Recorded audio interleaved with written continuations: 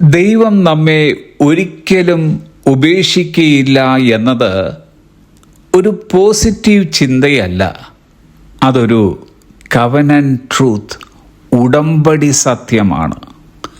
ഉൽപ്പത്തി മുതൽ വെളിപ്പാട് വരെ നാം കണ്ണോടിച്ചാൽ ഏകാന്തതയുടെ മൂർധന്യാവസ്ഥയിൽ പോലും അടുത്തു വരുന്ന, വിശ്വസ്തത പുലർത്തുന്ന, സന്നിഹിതനായിരിക്കുന്ന ഒരു നല്ല കർത്താവിനെ തിരുവെഴുത്ത് വെളിപ്പെടുത്തുന്നു.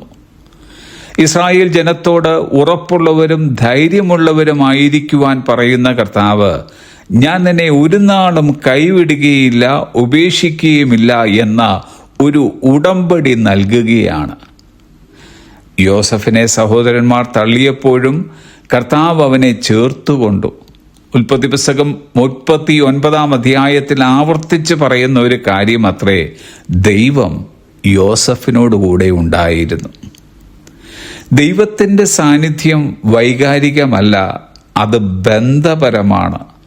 ദാവീദിന് പറയുവാനുള്ളത്, മരണനിഴലിൻ താഴ്വരയിൽ കൂടി നടന്നാലും നല്ല ഇടയനാം കർത്താവ് എന്നോടുകൂടെയുണ്ട് എന്നാണ്. യേശു കർത്താവ് സ്വർഗാരോഹണം ചെയ്യുന്നതിന് മുമ്പായി നമ്മോടെല്ലാവരോടുമായി അന്ന് പറഞ്ഞതത്രേ, ഞാനോ ലോകാവസാനത്തോളം എല്ലാ നാളും നിങ്ങളോട് കൂടെ ഉണ്ട്. നാം ചിന്തിക്കുന്നതിലപ്പുറമായി ദൈവം നമ്മോടൊപ്പം ഉണ്ട് എന്നത് ഒരു ഉടമ്പടി സത്യമാണ്. തൻ്റെ സ്വന്തം രക്തത്താൽ വിലയ്ക്ക് വാങ്ങിയ തൻ്റെ മക്കൾക്ക് നൽകുന്ന ഒരു വിലയേറിയ വാഗ്ദത്തം അത്രേ യോഹന്നാന്റെ സുവിശേഷം 10 അധ്യായം 28 എൻ്റെ ആടുകൾക്ക് ഞാൻ നിത്യജീവൻ കൊടുക്കുന്നു, അവ ഒരു നാളും നശിച്ചു പോകുകയില്ല, ആരും അവയെ എൻ്റെ കയ്യിൽ നിന്ന് പിടിച്ചു പറിക്കുകയുമില്ല. അവയെ തന്നിരിക്കുന്ന എൻ്റെ പിതാവ് എല്ലാവരിലും വലിയവൻ, പിതാവിൻ്റെ കയ്യിൽ നിന്ന് പിടിച്ചു പറിപ്പാൻ ആർക്കും കഴിയുകയില്ല.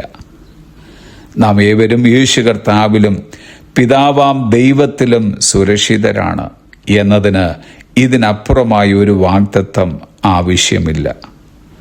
യാതൊരു സുരക്ഷിതമില്ലാത്ത ഒരു ലോകത്തിൽ നാം ആയിരിക്കുന്നു. നാം പ്രതീക്ഷ വച്ചിരുന്ന പലരും നമ്മെ മനഃപൂർവ്വം മറന്നിട്ടുണ്ടാകാം.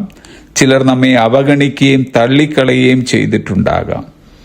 എന്നാൽ നമ്മെ ചേർത്ത് പിടിക്കുന്ന, ഞാൻ നിന്നെ ഒരു നാളും തള്ളിക്കളയുകയില്ല, ഒരു നാളും ഉപേക്ഷിക്കുകയുമില്ല എന്ന് ഉടമ്പടി ചെയ്ത യേശു കർത്താവിൻ്റെ മഹനീയമായ സാന്നിധ്യം നമ്മോടൊപ്പം ഈ ലോകം അവസാനിക്കുന്നത് വരെ ഉണ്ട് എന്നത് എത്ര ആശ്വാസവും ബലവും നൽകുന്ന സത്യമത്രേ. അതുകൊണ്ട് നാം ആരും ഉപേക്ഷിക്കപ്പെട്ടവരോ തള്ളിക്കളയപ്പെട്ടവരോ അല്ല, പകരം ദൈവത്തിൻ്റെ പ്രിയമക്കളും നിത്യജീവന് അവകാശികളും അത്രേ. Have A blessed day.